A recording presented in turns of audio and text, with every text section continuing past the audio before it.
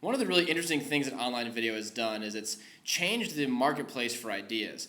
Gone are the days when just a few talking heads set the agenda for our national discussion. Today, anyone can upload their big ideas to the internet and have a chance of being heard. But how do we access all this information in a useful way? One group on YouTube that's done a good job of bringing some order to this chaotic stream of ideas is a group called BigThink. Now, their mission is to take the national dialogue away from talking heads and to give it back to you. Their methodology is interesting. They get a bunch of experts in fields to sit down for long interviews, and they dice up those clips into different idea segments and allow the public to watch and rank them and also submit ideas of their own.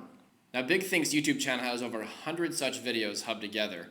And the founder of BigThink, Victoria Brown, was nice enough to sit down with us for a short chat about the site. Victoria, thanks for joining us. And I guess the first question is, why did you decide to start BigThink?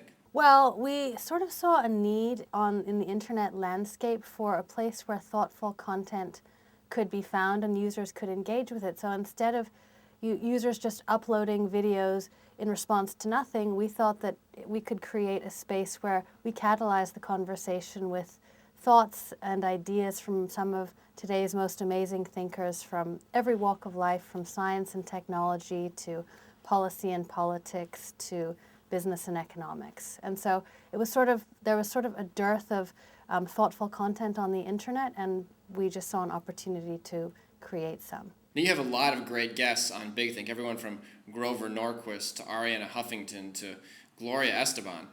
Tell us, how do you select the guests for the site, and how do you convince them to participate? Well, so we have two ways really of choosing guests. We sort of think about it, is this a topical idea or is this an evergreen topic? And so for our topical ideas, for instance, this being an election year, we've interviewed a lot of the presidential candidates. So from the Republican side, we interviewed John McCain and Mitt Romney.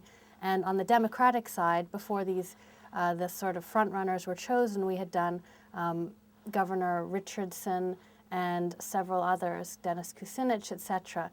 And we try to think about whether the issue is topical and how long we have in lead time to get these people. And then if it's an evergreen topic, which most of the content on BigThink is, it's more about, is this what is the expertise of this person, and how can we bring that out, and how can we make it accessible to our users, and in an hour provide them with the most important information that we think this person can provide in an hour of their time. Now, if your staff are the ones who are actually interviewing these guests, how are you eliminating the mainstream media filter from this? I mean, aren't you asking the questions just like the media would? Well, I don't know that we look upon the mainstream media as a bad thing. It's just that we do things a little bit differently, and instead of asking just the most pressing questions in the minds of the media that day, for instance, if Tom Cruise were to come on, asking him about his most immediate relationship query, we'd ask him much more about what he does and his profession and his area of expertise. Not so much about something that's in the news for two days and then is out of the news. Victoria, who would you say is your most interesting guest that you've had on BigThink so far? Well, it's sort of hard for me to say that because we've interviewed so many people, as I mentioned, from the arts and science to policy and politics to string theorists. And so I'll name a few of the more interesting ones. Everybody has been great. But I think Sir Richard Branson gave a great interview and spoke a lot about the environment and what he's doing to help it. That was really good. Senator John McCain spoke about the presidential election process and how he came to be where he was. And it's interesting, we interviewed him in December, and so he still had some time to go. And so it was right in the midst of things. And so seeing his thinking then is pretty interesting, and we'll see what he says later. And I also think some of our physicists have been incredibly interesting, like Lisa Randall. She was really, really great and kind of put a simple spin on what she does so that average people or the normal person can understand it. And that's really what we try to do. These are some of the most smart people in the world, and we try to make what they do accessible to our audience. Now, of all the ideas topics that you have on the site, Which ideas would you say have gained the most popularity on BigThink? Well, it's been surprising actually because we thought that what would spur the most responses would be our most famous participants, but it's actually turned out to be that the conversation really is taking off, driven based upon the idea. And so we've had a lot of responses to spiritual type things, and our faith and belief section of the site really has a lot of commentary on it. We've also had a lot of responses to our business and economic guests, and that's, I think, in large part because of the insecurities about our economy at the moment. And going forward, I think as things change, we'll have more and more responses to different areas on the site.